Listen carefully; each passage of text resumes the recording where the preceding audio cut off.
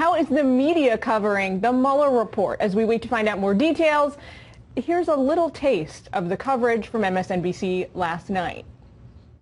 Manafort, Cohen, Flynn, Papadopoulos, Gates, Vanderswan, Pinedo, Kalimnik, Stone. If this was a witch hunt, it's the most successful witch hunt in American history. And with that, we bring in Howard Kurtz, Fox News media analyst, host of Media Buzz. Boy, Howie, the goalposts changed pretty quickly between about 4:30 last night and 5:30 last night. Yeah, what we know didn't change a whole lot. We know there's a report. We know there's no further indictment. That's important because the president, if he would be guilty of some kind of collusion, needs somebody to collude with. But look, I've never bought into the presidential branding that this was a witch hunt. 37 indictments, you take it seriously. My problem for 2 years now has been the overheated and overwrought and overhyped nature of the coverage, where every incremental development got hours and hours and hours of cable talk time and stories online and all of that. And it seems to me that if it turns out there's not much more here, and we have to speculate, we don't want to speculate, we don't know what's in the report, then I think a lot of people in the media are going to have to justify how they played this as Trump's presidency could be ended tomorrow, when apparently that may not be happening. Well, the unfortunate thing so far now, 20 whatever hours we are into the report being finalized, it's been somewhat of a Rorschach test for the media, right? Meaning people are seeing in it what they want to see in it.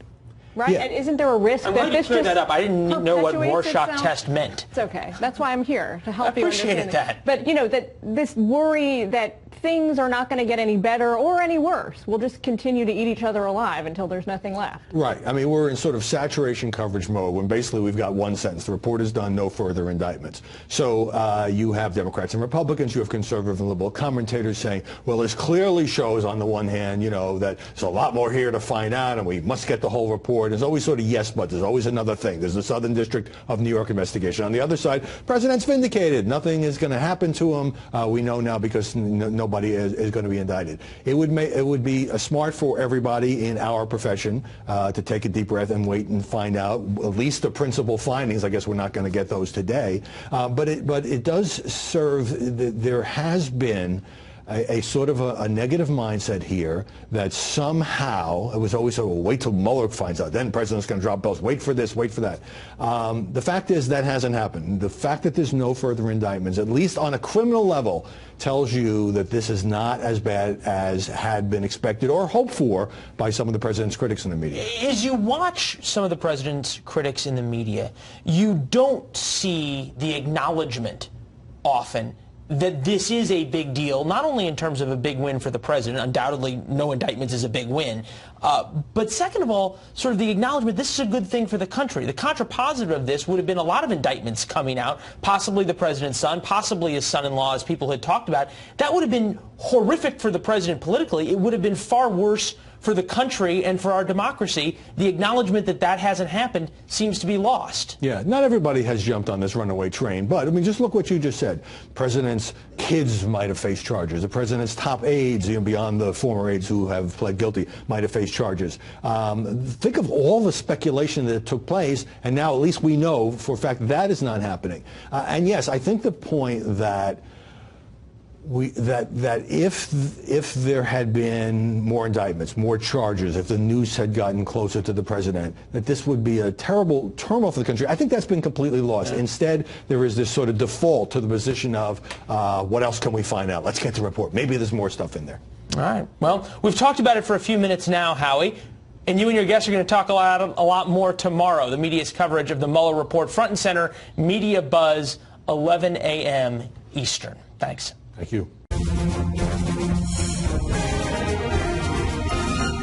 The intrigue surrounding the conclusions of the so-called Russian matter is being discussed at the moment by all United States media. After a 2-year investigation, Special Counsel Robert Mueller has finally given his report to the Attorney General.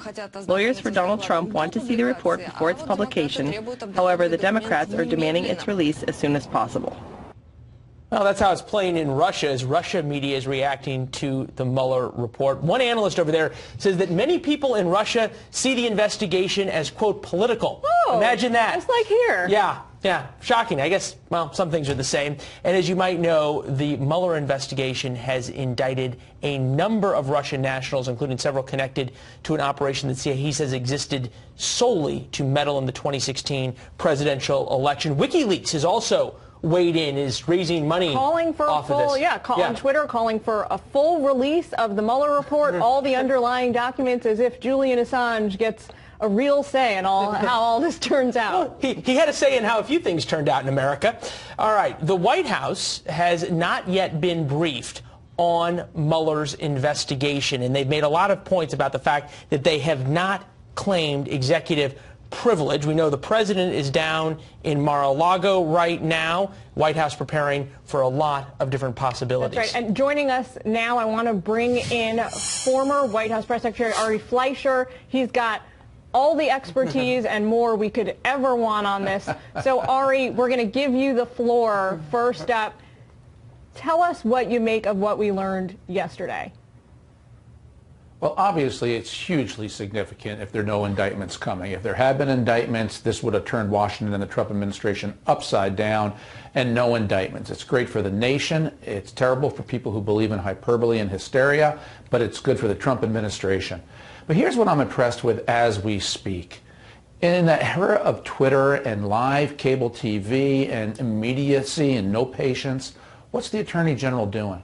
He's being deliberative. He's being quiet. He's studying. This is how our government works best, and I praise the Attorney General for it. I want to hear this ASAP. I want to see it all as much as we can. But first, I want the Attorney General to be deliberative and thoughtful, and that's what he's doing. All right, praise to him. So you give Attorney General Barr an A, maybe an A+. What do you give Robert Mueller? How do you think he's handled all of this on the PR side so far?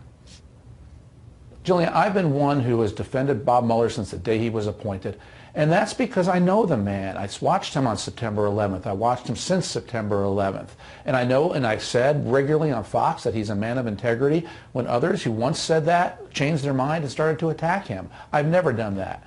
And so I always thought if you're going to have an investigation, it needs to be serious, it needs to be sober. There have been no leaks. Let the facts speak for themselves and let the American people reach conclusions. And that's what we're all waiting for now, to get the report. I would advise Mueller and Barr to stand together and release as much as they can. Mueller should walk through the facts of what they found and then let Barr talk about the implications. I do think the two should take that step. Well, on the left side of the screen is video of Bob Mueller enjoying a Saturday in Washington, in Georgetown, walking around. Real quickly, Ari, you make some excellent points about waiting for the release of the report, yet there are so many Republicans who are not waiting for the release of the report, and they're saying this proves no collusion. Danger in getting ahead of your skis and getting ahead of the facts, if you will. Well, I think there is some risk to that, Leland. You know, if you think back about the Comey report, if Comey had come out in two stages, the first night saying, I'm not indicting Hillary, and then the next day he came out with how she was reckless and all the classified information was on there, you know, that would have sprung back to bite. So we don't know what Bob Mueller is going to find, but I'll tell you what I want to see in there. The politics, the Trump issues aside, what exactly did Russia do to mess with America? This is an important issue going forward to preserve the integrity of our elections, and we all need to know it. Russia's a bad actor around the world. The indictments of the Russian officials gave us a window into what they've done, but I want to know everything they've done to the degree our government can tell us, and then hope that our policymakers protect us from it. The Obama administration clearly did not protect us from it. All this hacking and activity took place in 2015 and 2016, and we need to know what Russia did so we can have the tools to prevent them. Ari, Republicans have been decrying the investigation for months now, 2 years. It's going on forever. It's cost millions of dollars. But if we get some new real information that teaches us something about how Russia tried to interfere and where they were successful, it sounds like you're saying it'll be well worth the money and the time. Well, that's where I'm focused. I want to see what Russia did. I suspect much of that will stay classified because that's the counterintelligence portion of it, but that part is vital. You know, the other part of it, I frankly think the genesis of this was a terrible overreaction by the Obama administration when some low-level people connected tangentially to Donald Trump had contacts with Russians, and those Russians were people on the watch list. And then the Obama administration dramatically overreacted when Trump won. They weaponized the intelligence briefings. They leaked information about Trump. They bid on the dossier. And that's what launched all of this, a fierce overreaction that was inappropriate. You see their former CIA director, John Brennan, still predicting that people were going to be indicted just as recently as 2 weeks ago. Yeah. Terrible, terrible judgment by the Obama team. Yeah, that didn't age well. All right. Not Ari a lot Fleischer, to say appreciate about it. Other than that, it is true. Good to see you, sir. Thank you very much. Thanks, Ari. Thank you, guys.